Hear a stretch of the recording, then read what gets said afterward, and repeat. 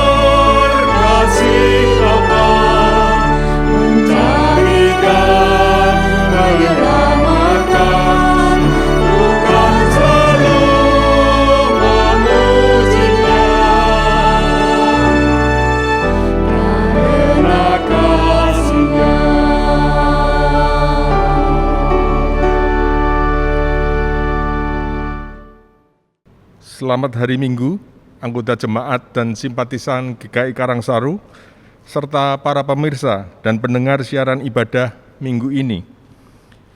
Minggu ini kita memasuki Minggu Prapaskah ke-6 yang juga disebut Minggu Palma.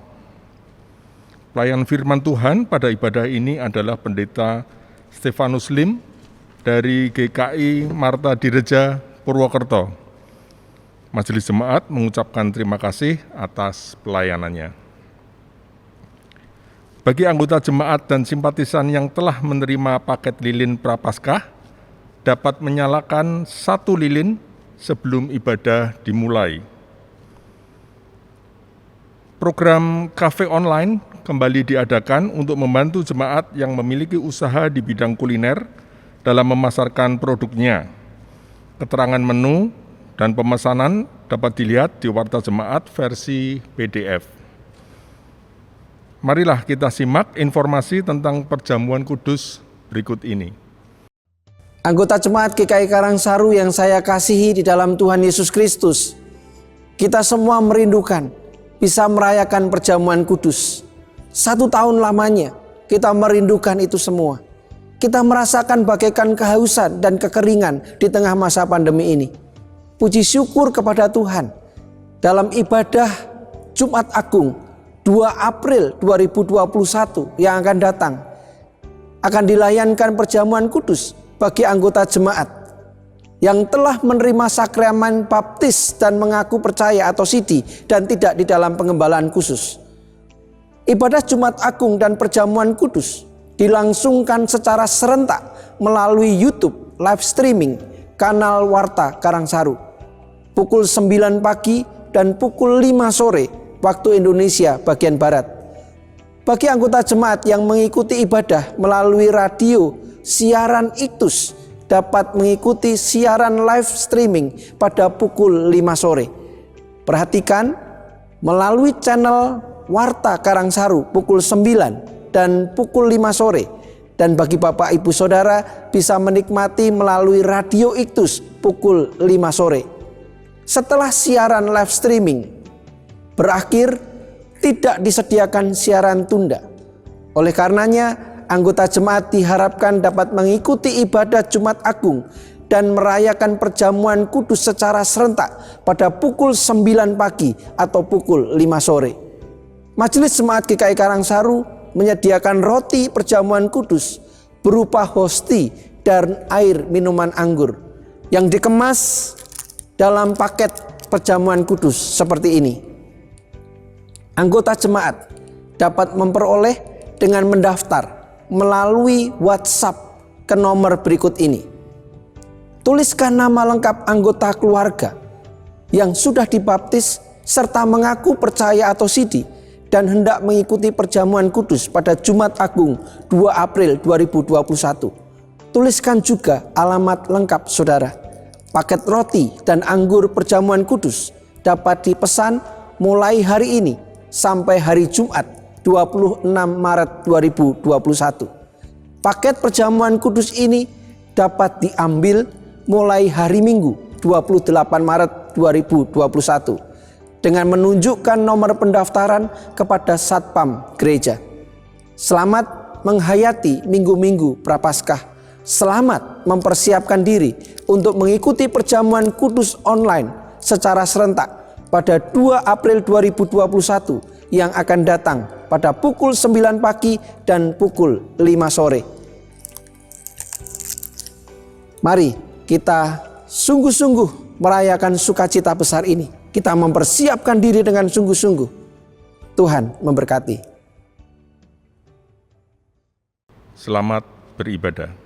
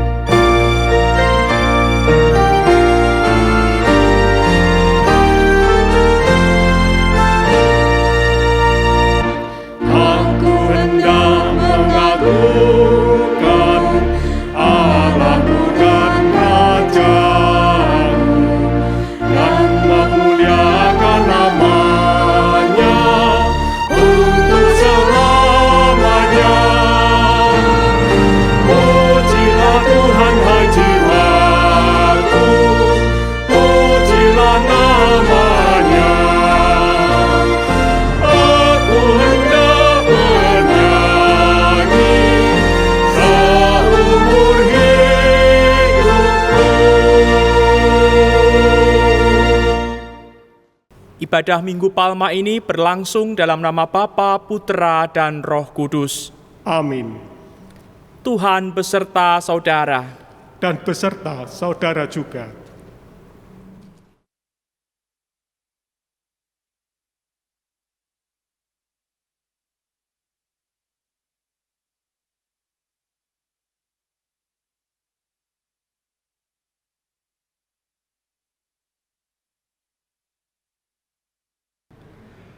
Hosana untuk Raja Damai. Yang adil dan yang jaya. Bersoraklah hai Putri Sion. Rajamu telah datang. Hosana untuk Raja Damai. Yang datang di dunia. Rendah hati dan lemah lembut. Yang turun dari surga. Puji sembahlah Raja yang maha mulia. Pujilah namanya, Raja yang perkasa. Hosana.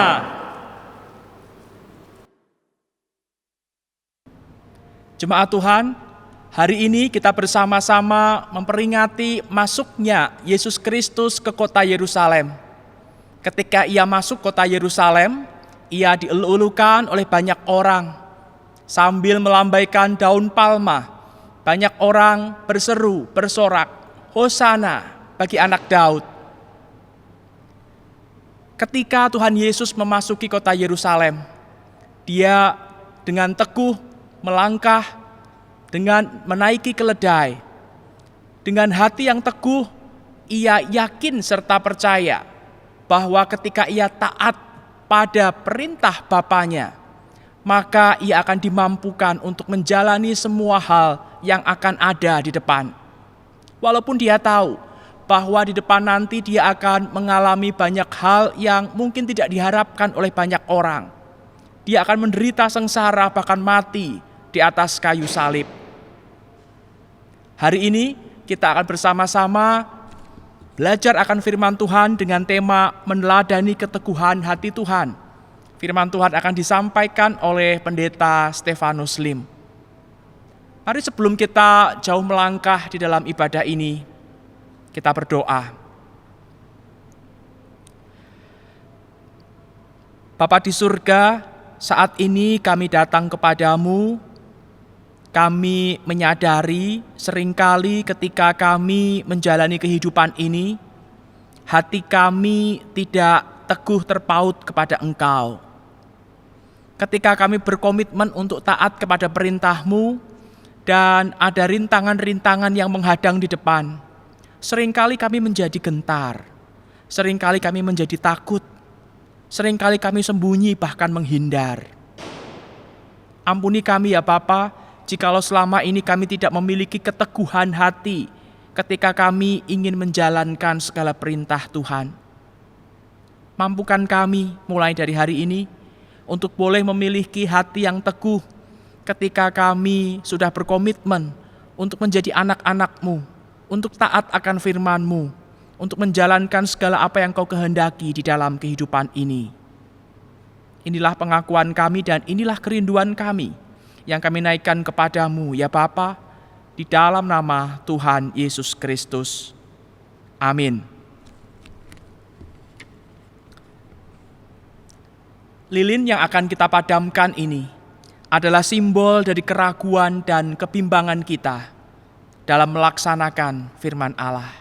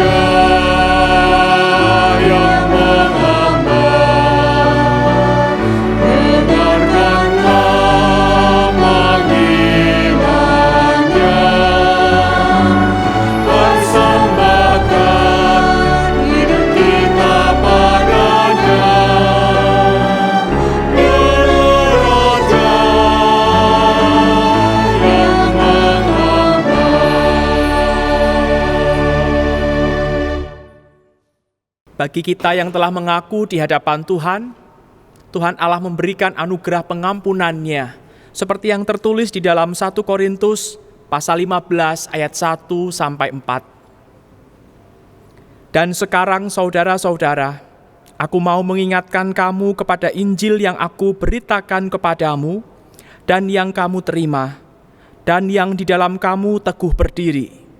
Oleh Injil itu kamu diselamatkan, asal kamu teguh berpegang padanya, seperti yang telah diberitakan kepadamu, kecuali kalau kamu telah sia-sia saja menjadi percaya.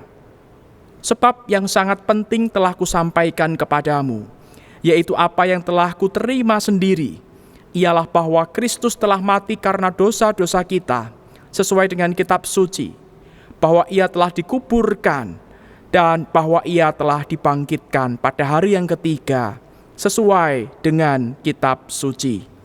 Demikianlah berita anugerah dari Tuhan. Syukur kepada Allah, Damai Tuhan beserta kita. sekarang dan selamanya.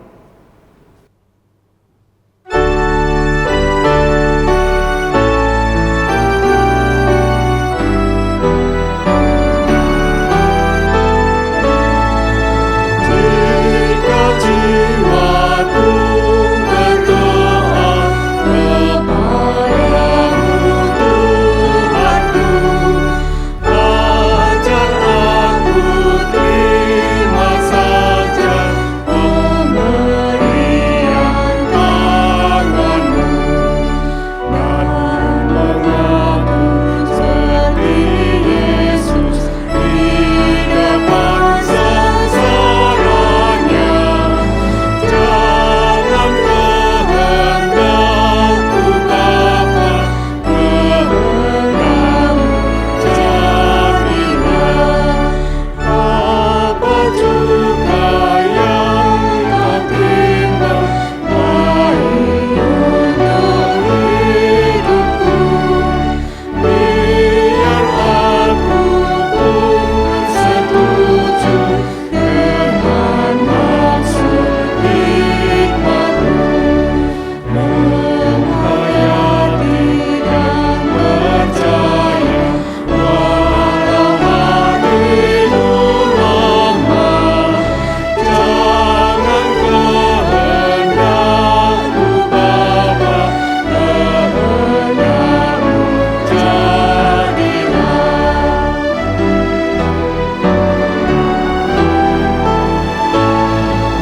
Aku cari penghiburan hanya dalam kasih-Mu. Dalam susah Engkau saja perlindungan hidupku. Ku mengaku jadi Yesus di depan sengsaranya. Jangan kehendakmu Bapa, kehendakmu jadilah.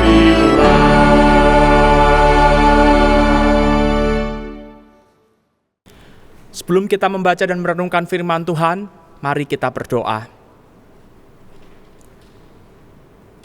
Bapa di surga, saat ini kami anak-anak-Mu kembali datang kepadamu, dan kami mempersiapkan diri kami, mempersiapkan hati kami untuk membaca, mendengar, merenungkan firman-Mu. Ketika kami 1 pekan sudah berkarya di tengah-tengah dunia ini, berkarya di tengah-tengah kehidupan kami, di tengah keluarga kami, di tengah tempat kerja kami, di tengah tempat pelayanan kami, maka saat ini kami sungguh rindu untuk disegarkan dengan sapaan firman-Mu. Kiranya Kau berkati hamba-Mu yang akan menyampaikan firman-Mu, sehingga ia dapat menyampaikan firman-Mu dengan baik sesuai dengan apa yang Kau kehendaki. Dan kami yang mendengarnya, kami boleh mengerti, memahami, dan kami Kau mampukan untuk melakukannya dalam hidup kami hari lepas hari. Terima kasih atas segala berkat-Mu ya Bapa. Di dalam nama Tuhan Yesus kami memohon. Amin.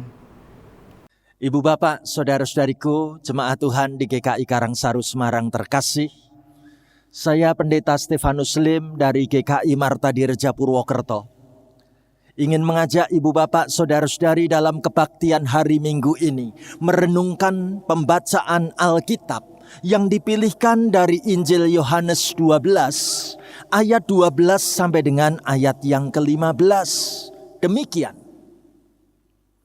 Keesokan harinya, ketika orang banyak yang datang merayakan pesta mendengar bahwa Yesus sedang di tengah jalan menuju Yerusalem, mereka mengambil daun-daun palem dan pergi menyongsong dia sambil berseru-seru, "Hosana, diberkatilah dia yang datang dalam nama Tuhan, Raja Israel." Yesus menemukan seekor keledai muda, lalu ia naik ke atasnya, seperti ada tertulis, "Jangan takut, hai putri Sion, lihatlah, rajamu datang duduk di atas seekor anak keledai." Amin. Demikianlah firman Tuhan. Berbahagialah mereka yang mendengarkan dan memeliharanya serta melaksanakannya dalam kehidupan sehari-hari. Hosiana.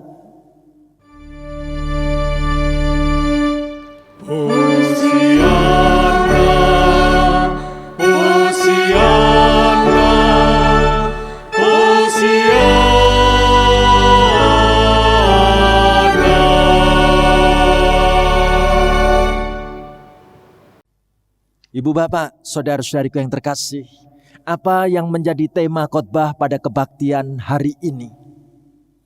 Kita sama-sama akan diajak merenungkan sebuah tema tentang meneladani keteguhan hati Tuhan. Sungguhkah sekian lama kita menjadi seorang Kristen, hidupku sedang meneladani keteguhan hati Tuhan? Ibu bapak, saudaraku yang terkasih, kita sama-sama tahu bahwa dunia tempat kita tinggal dan kita hidup sekarang ini adalah dunia yang gampang terombang-ambing, gampang berubah-ubah, gampang untuk melupakan apa yang pernah dikatakan dan menjadi tekad hati hidup siapapun. Mana buktinya? Saya ingat sebuah cerita humor untuk membuka khotbah ini tentang seorang anak muda yang baru saja berhasil untuk mendapatkan kasih dan cinta dari seorang perempuan cantik yang bernama Naomi. Nah, anak muda ini saking senangnya cintanya diterima oleh Naomi, maka ia mau menunjukkan betapa aku sungguh-sungguh mau melanjutkan hubungan ini dengan dirimu. Maka ia ukir nama kekasihnya itu pada bagian kulit tangannya dengan ditato. Ditulislah, "Nama kekasihku adalah Naomi. Kemanapun aku pergi, rasanya Naomi selalu dekat bersama denganku karena namanya tertulis di bagian tanganku ini." Tapi mudahkah mempertahankan keteguhan hati? Ternyata tidak mudah. Lewat perjalanan mereka saling berpacaran, nyata-nyatanya cinta mereka kandas di tengah jalan. Mereka sadar kalau hubungan ini tidak lagi bisa dilanjutkan. Terlalu banyak perbedaan dan pertengkaran di antara mereka. Maka mereka berdua putus baik-baik. Mereka pikir, kita ini sudah sama-sama dewasa. Bagaimana kalau kita putusnya juga baik-baik? Mereka sepakat untuk putus secara dewasa, hubungan itu bubar. Tapi persoalannya, bagaimana dengan tato di tangan yang tulisannya nama Naomi? Anak muda ini ternyata kreatif banget. Dia kebetulan sangat pandai membuat grafir tulisan yang sangat menarik, huruf-huruf yang sangat cantik. dia desain baru. Nggak masalah. Aku bisa bikin kata-kata yang mirip-mirip tapi artinya beda. Biar aku bisa melupakan mantanku. Apa yang dia buat? Kita buka ya. Tulisan tatonya jadi apa? Ternyata jadi Indomie. Ya. Nah, kalau pakai tato Indomie, kemanapun rasanya aman. Aku nggak bakal kebayang-bayang dengan mantanku. Ya, Ibu Bapak, saudara yang terkasih, mempertahankan tentang keteguhan hati ternyata tidak mudah. Sama halnya dengan sebuah kisah tentang seorang kakek yang akhir-akhir ini makin sering gampang pikun, gampang lupa dalam segala-galanya. Tapi semangat sang kakek untuk bepergian itu tetap terjadi. Maka hari itu sang kakek berusaha untuk menikmati pergi naik kereta api sendirian. Puji Tuhan, kakek ini sudah berhasil sampai di stasiun, sudah berhasil beli tiket, dan dia sudah bayar tiket itu. Sekarang saatnya kakek itu bisa masuk ke dalam gerbong kereta api. Apa yang dilakukan sang kakek, saudaraku? Kakek ini tidak ingin diganggu banyak orang. Sambil nanti menunggu saatnya kereta api jalan, maka dia pasang tulisan pada bagian kepalanya, "Saya sudah bayar." Ya. Jadi biar tidak diganggu siapapun. Sekaligus tulisan itu bisa dipakai untuk menutup kelopak matanya. Biar aku bisa istirahat sejenak. Puji Tuhan, kereta pun tidak lama kemudian mulai berangkat. Kakek ini tampaknya bisa tertidur sambil menunggu kereta tadi jalan. Apa yang terjadi? Maka di dalam kereta itu mulai dilakukan pemeriksaan tiket. Ada petugas pemeriksa tiket atau kondektur kereta api itu mulai datang dari bangku yang satu ke bangku yang lain. Dan sekarang kondektur petugas pemeriksa tiket ini sudah sampai di bagian kursi tempat kakek ini tertidur. Apa yang dilakukan oleh sang kondektur untuk memeriksa tiket sang kakek? Kakek itu dibangunkan pelan-pelan. "Pak, bangun Pak." Kakek itu pun membuka mata. Oh, ada pemeriksaan tiket. Ya. Maka kondektur itu segera mempersilahkan kepada sang kakek. "Boleh saya melihat tiket kereta apinya Bapak?" Kakek itu tersenyum. "Sebentar ya, saya cari." Segera kakek ini mencari di bagian saku bajunya. Tidak ketemu. Kakek ini cari lagi pada bagian saku celana panjangnya. Saku di samping kanan kosong. Gak ada tiket.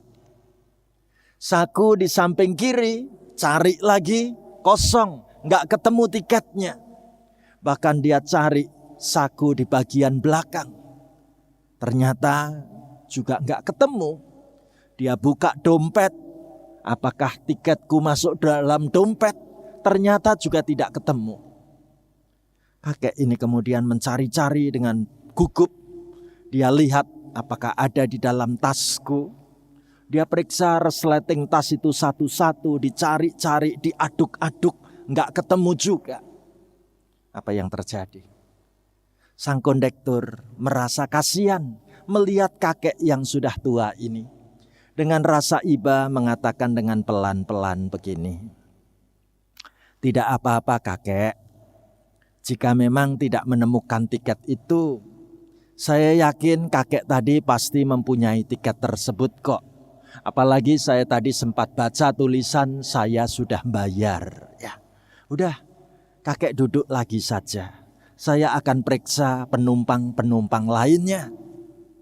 Tapi ternyata kakek itu malah kemudian pegang tangan sang kondektur dan mengatakan, "Wah, Pak kondektur ini tidak mengerti keadaan saya sih.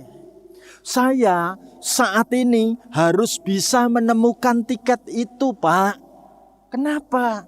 Supaya saya tahu ke kota mana saya nanti harus turun. Ya, Ibu Bapak, saudara terkasih, kisah cerita tentang kakek yang tidak tahu sedang menuju ke kota mana. Lupa aku sedang bergerak ke arah mana. Sesungguhnya juga mau menceritakan dalam hidup kita sekalian. Berapa banyak di antara kita yang kadangkala dalam hidup ini kita sedang tidak mengerti. Aku hidup untuk apa? Dan sedang kemana aku melanjutkan perjalanan umurku ini? Ibu bapak, saudaraku, bagaimana jika kita bandingkan dengan pembacaan Injil hari ini? Coba kita bandingkan apa yang dilakukan oleh Tuhan Yesus. Saya ajak ibu bapak, saudara-saudari dari rumah masing-masing, kita ikut membaca dan mengucapkan firman Tuhan bersama-sama dengan saya dari Yohanes 12 ayat 12 dan ayat 13. Ayo kita baca bersama-sama firman Tuhan begini. Keesokan harinya, ketika orang banyak yang datang merayakan pesta mendengar bahwa Yesus sedang di tengah jalan menuju Yerusalem, mereka mengambil daun-daun palem dan pergi menyongsong dia sambil berseru-seru, Hosana, diberkatilah dia yang datang dalam nama Tuhan Raja Israel. Puji Tuhan. Ibu bapak, saudara-saudariku yang dikasih dan mengasihi Tuhan, hari ini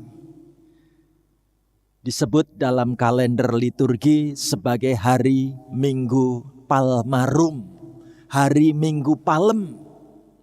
Dan kita boleh memasuki suasana Minggu Prapaskah yang ke-6.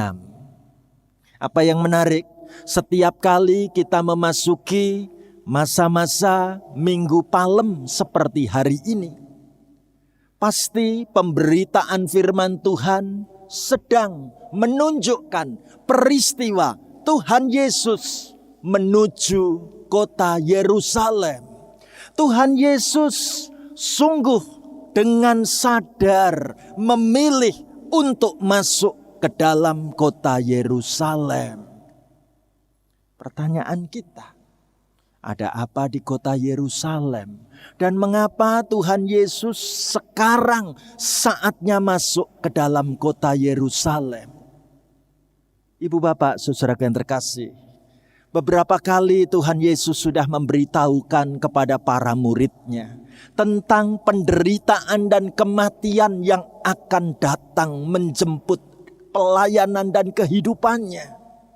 Tuhan Yesus sudah beberapa kali menceritakan kepada para murid bahwa masuk kota Yerusalem berarti memasuki jalan penderitaan, jalan salib, bahkan jalan kematian. Jadi Tuhan Yesus saat itu dicatat oleh penginjil Yohanes, memang Tuhan Yesus sedang di tengah jalan menuju kota Yerusalem. Berarti ada sikap di dalam diri Tuhan Yesus untuk masuk ke dalam kota Yerusalem. Mengapa Tuhan Yesus melakukan ini? Kita boleh melihat keteguhan hati Tuhan Yesus. Bagaimana ia memiliki ketaatan sekalipun harus menempuh jalan penderitaan. Tuhan Yesus tidak menghindari jalan penderitaan itu. Sungguh Tuhan Yesus memiliki kerelaan untuk berkorban. Bahkan Tuhan Yesus berani untuk menghadapi masalah, berani menghadapi kematian karena ketaatan kepada Bapanya. Ibu bapak, saudara-saudari yang terkasih, masuk kota Yerusalem berarti adalah peristiwa yang sangat menyedihkan hati. Tapi lihatlah, bacaan Injil hari ini menunjukkan kepada saudara dan saya bagaimana ternyata kehadiran Tuhan Yesus masuk kota Yerusalem itu disambut dengan gegap gempita oleh banyak orang. Apa saja yang mereka lakukan? Yang pertama dicatat, bagaimana saat itu orang-orang di pinggir jalan melambai-lambaikan daun-daun palem. Mengapa kok saat itu tersedia daun palem? Para ahli mengatakan bahwa orang-orang Israel memang terbiasa menggunakan daun-daun palem di bait Allah pada saat merayakan perayaan hari pondok daun. Dan memang mereka sudah mempersiapkan sebelumnya dari rumah. Nah, pada saat mereka bertemu dengan Tuhan Yesus yang ada di jalan menuju kota Yerusalem, maka mereka dengan spontan melambai-lambaikan daun-daun palem itu. Dan menarik sekali, sesungguhnya tanpa disadari, tindakan yang dilakukan oleh masyarakat Yerusalem saat itu menjadi sebuah tanda penghormatan. Bagaimana mereka menempatkan Tuhan Yesus itu sebagai sang pemenang, atau seperti sedang menyambut pahlawan perang yang baru kembali dari pertempuran memenangkan peperangan. Ibu bapak, saudara-saudara yang terkasih, daun palem yang dilambai-lambaikan ini sekaligus sungguh menguatkan hati bagaimana Tuhan Yesus sedang melangkah masuk kota Yerusalem.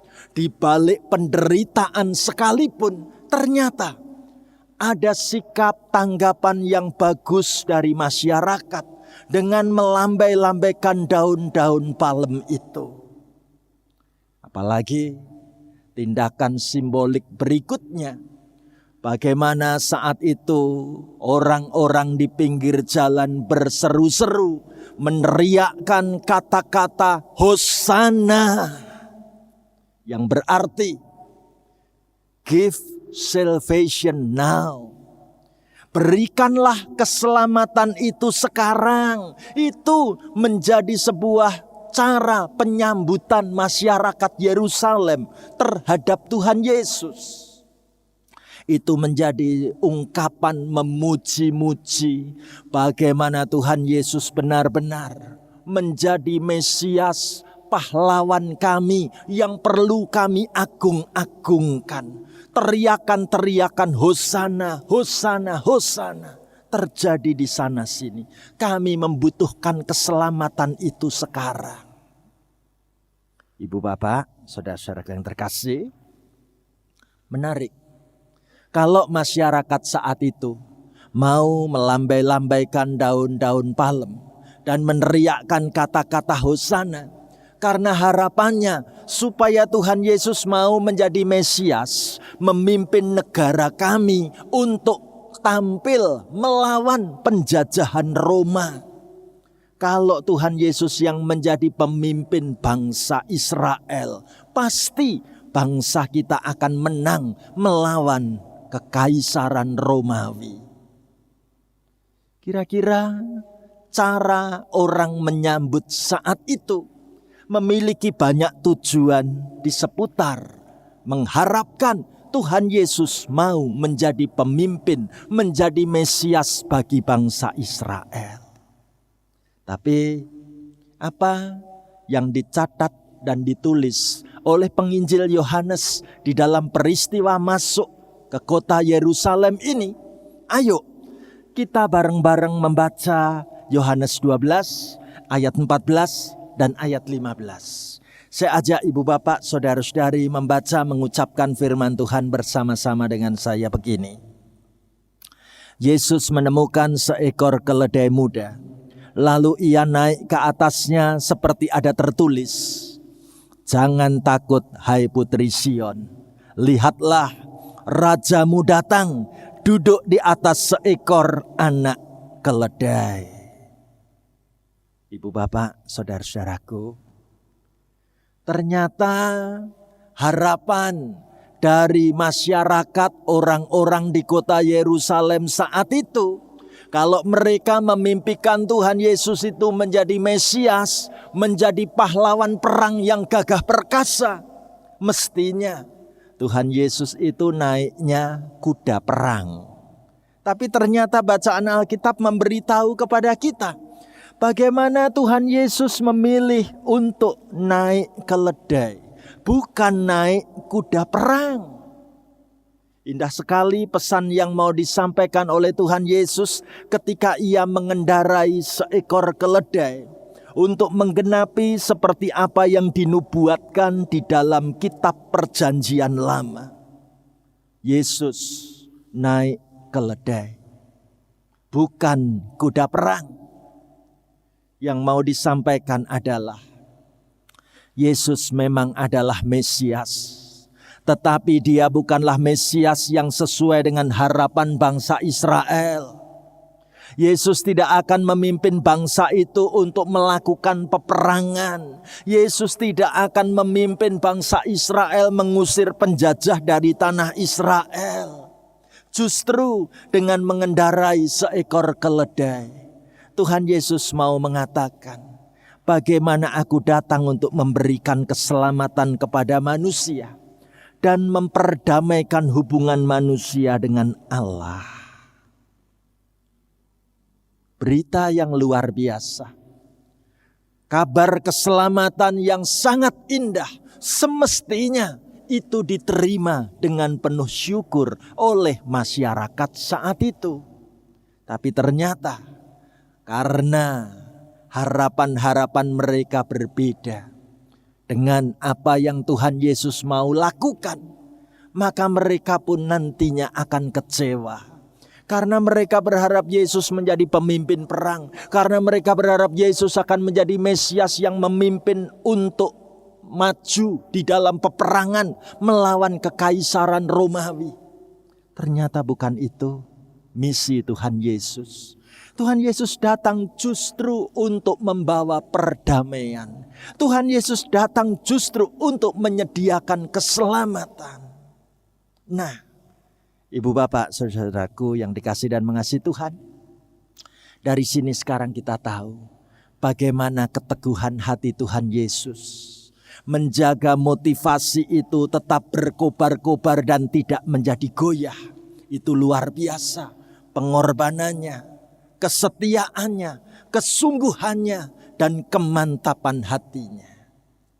Mengingatkan saya dengan sebuah kisah cerita tentang seorang putri raja yang saat itu akan dilamar oleh 3 orang pangeran.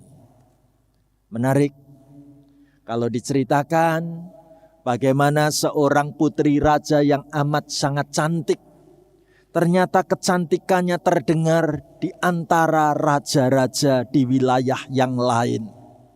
Kebetulan raja-raja yang lain itu memiliki anak-anak lelaki.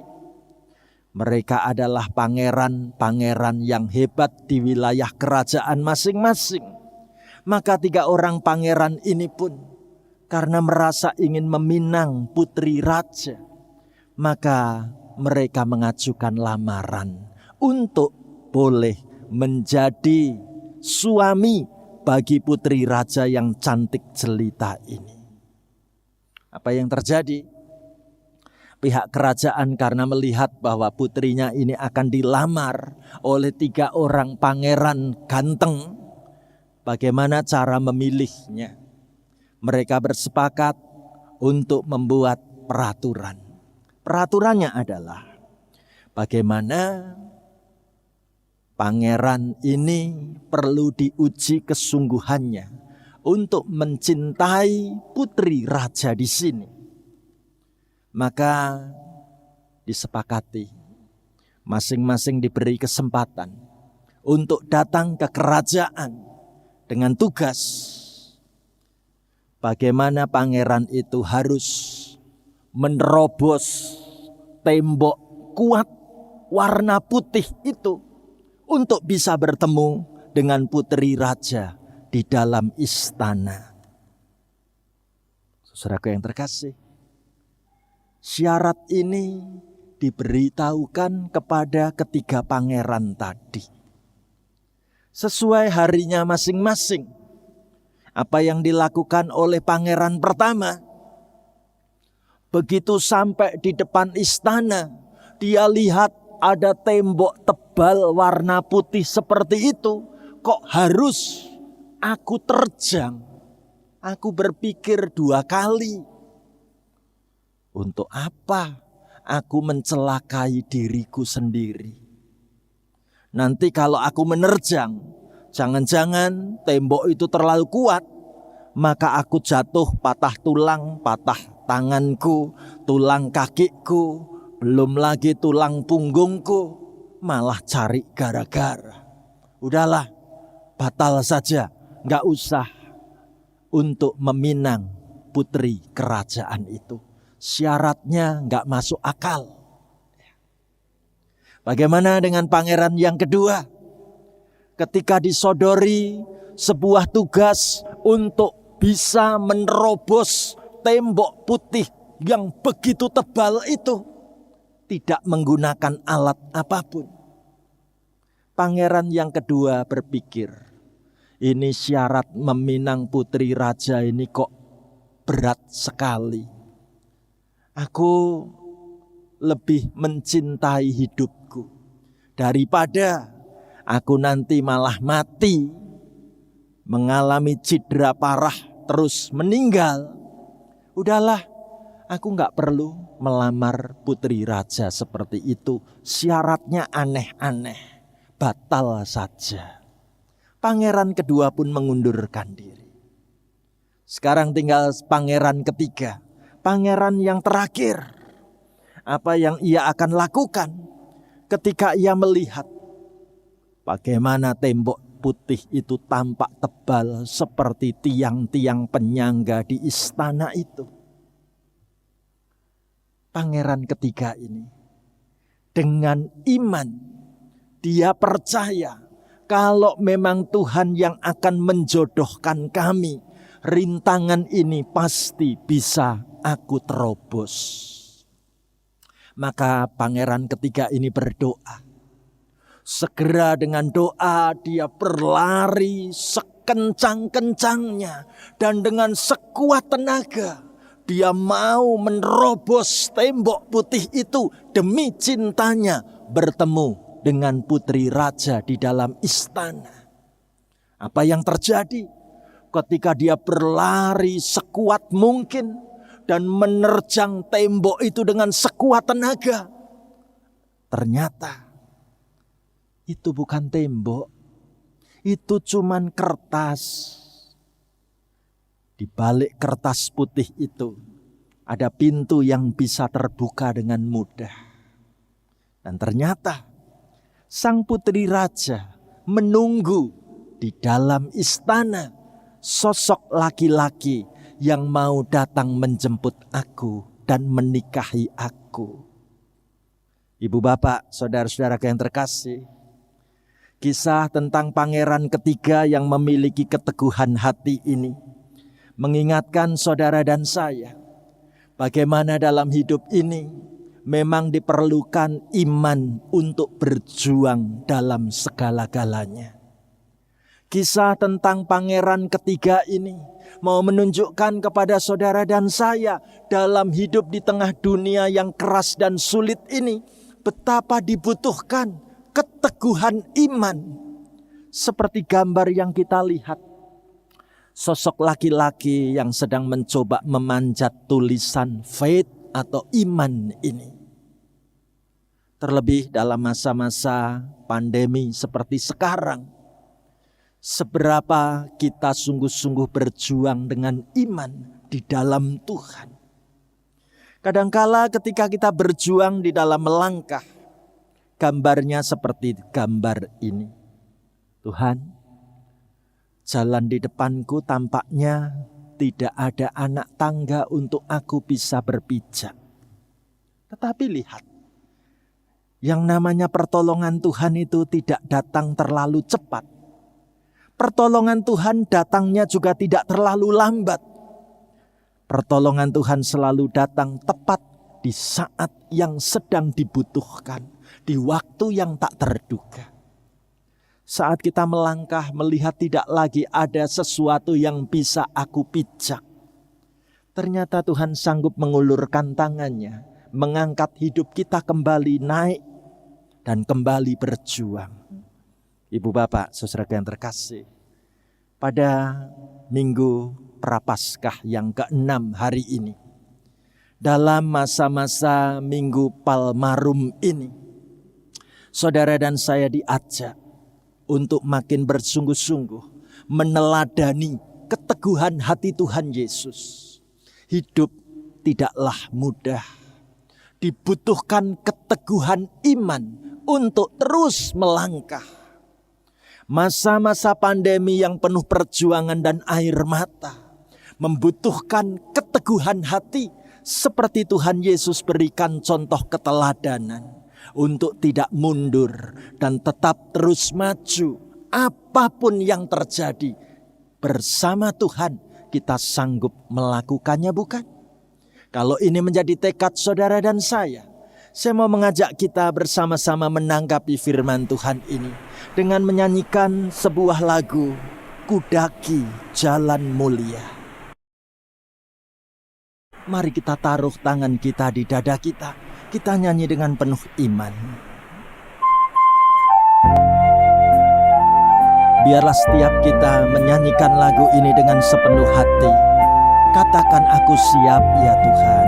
Kudaki jalan mulia, tetap doaku inilah, ke tempat tinggi dan teguh Tuhan mantapkan langkahku.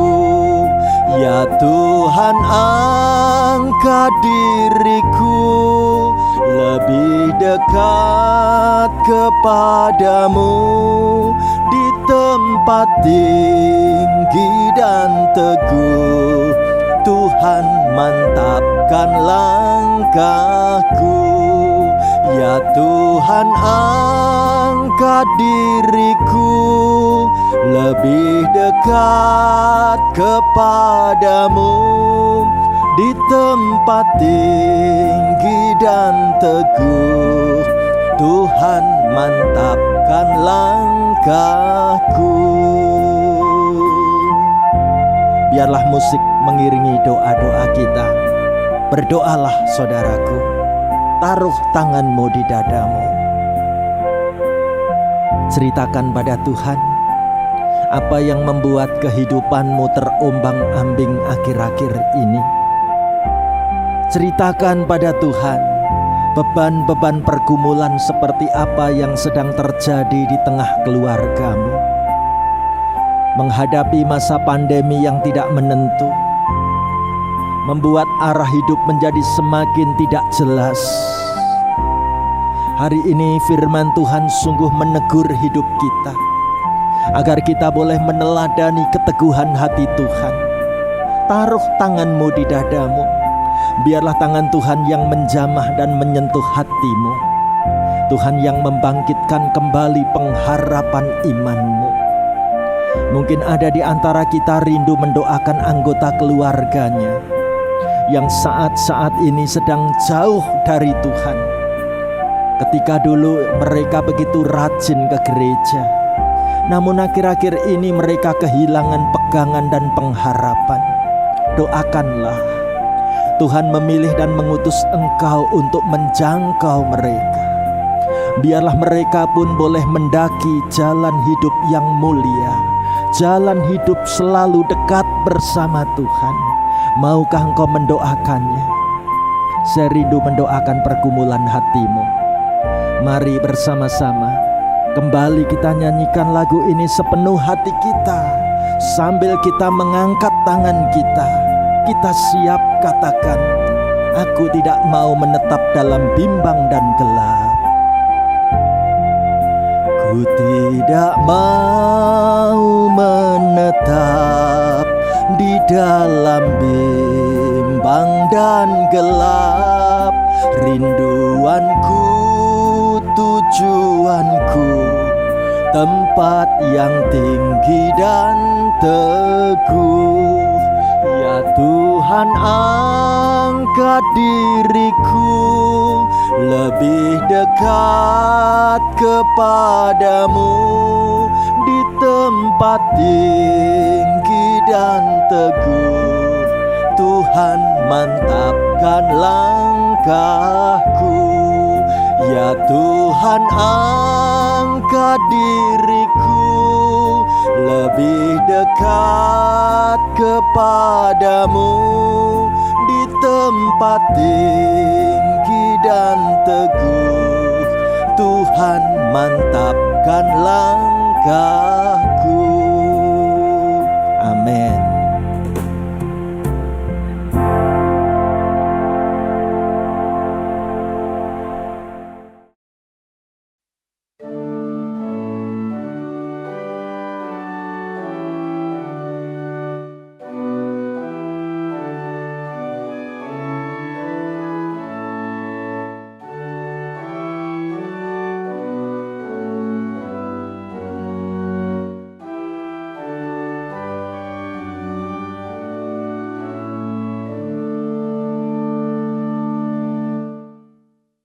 Jemaat Tuhan, marilah kita ungkapkan pengakuan iman kita dengan mengucapkan pengakuan iman rasuli yang berbunyi demikian.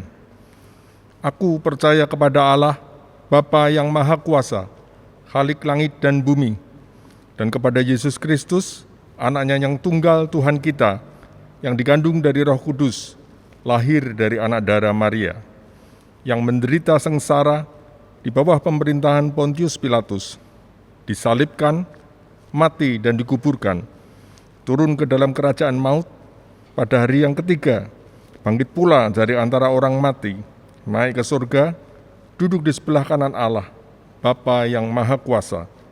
Dan dari sana Ia akan datang untuk menghakimi orang yang hidup dan yang mati. Aku percaya kepada Roh Kudus, gereja yang kudus dan am, persekutuan orang kudus, pengampunan dosa, kebangkitan orang mati, dan hidup yang kekal. Amin. Jemaat Tuhan, firman Tuhan dalam 2 Korintus 8 ayat yang ke-12 mengingatkan kita untuk rela memberi atas segala berkat Tuhan. Ucapan syukur kita salah satunya dapat diwujudkan dalam bentuk persembahan syukur. Penulis 2 Korintus 8 ayat 12 menuliskan demikian, sebab jika kamu rela untuk memberi, maka pemberianmu akan diterima kalau pemberianmu itu berdasarkan apa yang ada padamu, bukan berdasarkan apa yang tidak ada padamu. Persembahan syukur dapat diberikan dengan memasukkan ke kotak persembahan yang ada di pelataran Gedung Maranatha atau melalui rekening GKI Karangsaru Semarang. Marilah kita bawa kepada Tuhan persembahan syukur yang telah kita persiapkan. Mari kita berdoa. Bapa Surgawi, kami sungguh bersyukur untuk bimbingan dan penyertaan-Mu hingga saat ini. Inilah persembahan kami Bapa, terimalah ini sebagai wujud syukur kami. Kiranya Engkau mengkuduskan dan menyucikan persembahan ini, sehingga persembahan ini berkenan di hadapan-Mu. Di dalam nama Tuhan Yesus, kami menyerahkan persembahan ini. Amin. Bapak Ibu saudara yang terkasih di dalam Tuhan, pada tanggal 2 April yang akan mendatang, di dalam ibadah Jumat Agung, kita akan bersama-sama merayakan perjamuan kudus secara online di rumah masing-masing secara serentak. Perjamuan kudus akan dilangsungkan secara online pukul 9 pagi dan pukul 5 sore melalui kanal YouTube Warta Karangsaru. Bagi Bapak Ibu yang terbiasa mengikuti ibadah melalui radio siaran Iktus, dapat mengikutinya pada pukul 5 sore. Dan bagi Bapak Ibu saudara sekalian yang sudah memesan paket roti dan air anggur, dapat mengambilnya mulai hari ini di Gedung Immanuel lantai 1. Bapak Ibu dapat menunjukkan pesan balasan dari panitia kepada satpam gereja dan kemudian akan dihantarkan untuk mengambil paket roti dan anggur perjamuan sesuai dengan nomor pengambilan yang Bapak Ibu Saudara dapatkan.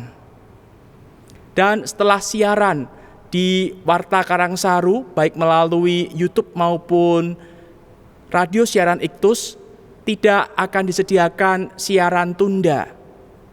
Siaran tunda hanya disediakan dalam bentuk ibadah tanpa perjamuan kudus. Untuk mempersiapkan diri kita mengikuti perjamuan kudus pada tanggal 2 April yang akan mendatang. Saat ini saya mengajak Bapak Ibu Saudara sekalian untuk sejenak menundukkan kepala. Kita memeriksa kehidupan kita di hadapan Tuhan. Pada tanggal 2 April yang akan mendatang kita akan merayakan perjamuan kudus. Untuk menyambut perayaan itu, marilah kita mempersiapkan diri. Pada perjamuan terakhir, Kristus meminta kita untuk merayakan perjamuan kudus untuk mengenang Dia. Mengenang Kristus berarti mengalami kehadirannya dan hidup dalam hidup sesehari. Mengenang Kristus berarti sadar bahwa Kristus telah berkorban demi keselamatan kita.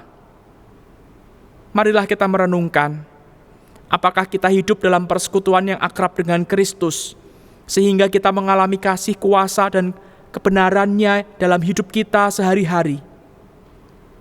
Yakinkah kita bahwa segala yang Kristus lakukan, mulai dari Ia lahir, mati, bangkit, sampai naik ke surga, Ia lakukan demi keselamatan kita? Pada perjamuan terakhir, Kristus memecah roti dan mengangkat cawan, lalu membagikannya kepada murid-muridnya. Dengan menerima roti dan air anggur, simbol tubuh dan darah Yesus, para murid dipersatukan dengan Kristus. Yesus menjadi kepala, sedangkan kita adalah tubuhnya. Marilah kita merenungkan, sudahkah kita menjadikan Yesus sebagai kepala, pemimpin kita di dalam kehidupan keseharian kita? Baik itu kehidupan pribadi, keluarga, bergereja, maupun bermasyarakat. Sudahkah kita hidup dalam kasih terhadap saudara seiman yang adalah sesama anggota tubuh Kristus? Dengan makan roti dan minum air anggur, kita dipersatukan dalam kematian dan kebangkitan Kristus. Ini berarti kita perlu menyangkal diri memikul salib dan mengikut Kristus. Marilah kita merenungkan, sudahkah kita rela berkorban bagi sesama? Sudahkah kehidupan kita menjadi berkat bagi sesama? Apakah kita peduli pada kebutuhan mereka, menyuarakan kebenaran serta keadilan, dan berjuang menciptakan damai sejahtera dimanapun kita berada? Kiranya Roh Kudus menolong kita dalam mempersiapkan diri merayakan perjamuan kudus pada tanggal 2 April yang akan mendatang. Dan saat ini saya mengundang Bapak Ibu Saudara sekalian yang siap rindu untuk mengikuti perjamuan kudus pada Jumat Agung yang akan mendatang. Untuk berdiri, kita akan bersama-sama berdoa. Mohon agar Tuhan memampukan kita, agar kita dimampukan untuk mempersiapkan diri, dilayakkan untuk mengikuti perjamuan kudus. Mari kita berdoa.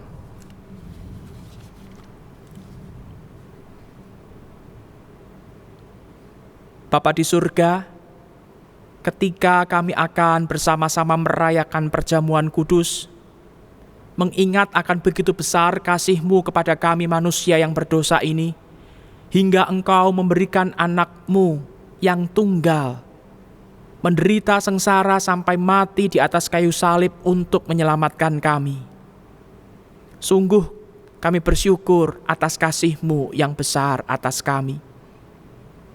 Dan ketika esok tanggal 2 April, ketika kami merayakan Jumat Agung, ketika kami kembali mengingat akan peristiwa sengsara dan kematian Yesus Kristus Putra-Mu, kami pun ingin mengingat akan peristiwa itu dengan merayakan perjamuan kudus bersama-sama.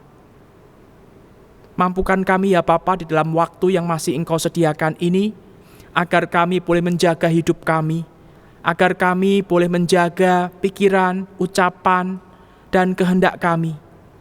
Sehingga kami, Kau dapati layak, Engkau layakkan kami untuk duduk di seputar meja perjamuan bersama dengan Tuhan. Bapa, ketika saat ini kami akan melangsungkan perjamuan kudus dengan cara yang sedikit berbeda dengan siaran online, maka mampukan kami juga untuk tetap mengikuti perjamuan kudus yang akan kami rayakan dengan kekidmatan, dengan kekusyukan, dengan kesungguhan. Sehingga perjamuan ini boleh menjadi perjamuan yang benar-benar mengingatkan kami akan pengorbanan Kristus dan besarnya kasih-Mu kepada kami, manusia yang berdosa ini. Bapa, saat ini kami juga berdoa bagi rangkaian acara dalam Pekan Suci di berbagai gereja di seluruh penjuru dunia. Baik gereja-gereja yang sudah melangsungkan ibadah secara tatap muka, maupun gereja-gereja yang masih melangsungkan ibadah-ibadah secara live streaming. Kiranya Tuhan berkati setiap panitia Paskah yang ada, orang-orang yang bekerja melayani untuk mempersiapkan berbagai ibadah dalam Pekan Suci ini, sehingga mereka boleh mempersembahkan yang terbaik kepada Tuhan, dan karya mereka pun boleh menjadi berkat bagi banyak orang dalam menghayati akan sengsara, kematian, dan juga kebangkitan Yesus Kristus Putra-Mu. Saat ini ya Bapa, kami juga berdoa bagi pemerintah kami yang sedang menjalankan program vaksinasi. Kiranya Tuhan berkati akan program ini, tahapan demi tahapan yang sudah direncanakan dan sudah mulai dilaksanakan. Kiranya melalui vaksinasi ini, kami semua rakyat Indonesia boleh mendapatkan ketenangan, boleh mendapatkan jaminan kesehatan, dan kami dapat beraktivitas seperti sedia kala tanpa rasa takut, walaupun kami harus tetap menjaga akan protokol kesehatan yang dicanangkan oleh pemerintah. Berkati para tenaga medis yang menjalankan program ini, kiranya Tuhan berkati mereka, berikan kesehatan dan kecukupan, sehingga karya mereka boleh menjadi berkat bagi banyak orang. Kami teringat akan saudara-saudara kami yang saat ini sedang sakit, mereka yang lemah tubuh karena sedang menderita sakit penyakit maupun lanjut usia. Kiranya Tuhan memberkati mereka, dan jikalau baik di pemandangan Tuhan, Engkau berikan kesembuhan. Tuhan berikan kesabaran bagi mereka di dalam menjalani hari-hari pemulihan. Tuhan juga berkati keluarga yang merawat dengan penuh kasih. Tuhan berikan kesehatan, Tuhan berikan limpahan kasih-Mu, agar mereka boleh membagikan kasih-Nya kepada sanak saudara mereka yang sedang sakit. Bapa, saat ini kami juga berdoa bagi anak-anak-Mu, bagi saudara-saudara kami seiman yang sedang mengalami berbagai macam pergumulan di dalam kehidupan ini, yang mulai goyah ketika menghadapi berbagai macam tantangan, ketika kesetiaan mereka diperhadapkan pada tantangan-tantangan yang ada di depan. Kiranya Tuhan teguhkan iman percaya mereka, agar mereka boleh tetap setia mengikut Tuhan sampai pada akhirnya. Inilah ya Bapa doa-doa permohonan kami yang kami naikkan kepadamu, bersama dengan doa yang Putra-Mu ajarkan kepada kami. Bapa kami yang di surga, dikuduskanlah nama-Mu, datanglah kerajaan-Mu, jadilah kehendak-Mu di bumi seperti di surga.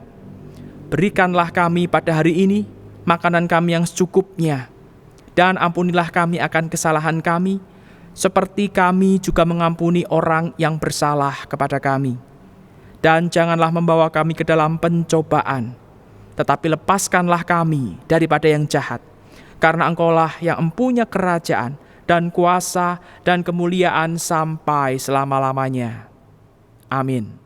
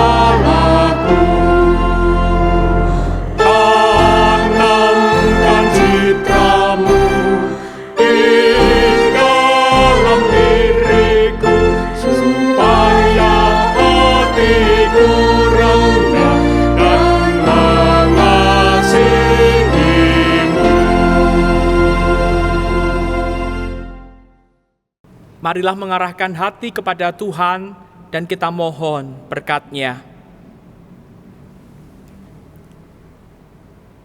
Semoga Allah sumber pengharapan memenuhi kamu dengan segala sukacita dan damai sejahtera dalam iman kamu, supaya oleh kekuatan Roh Kudus kamu berlimpah-limpah dalam pengharapan. Hosiana. Amin.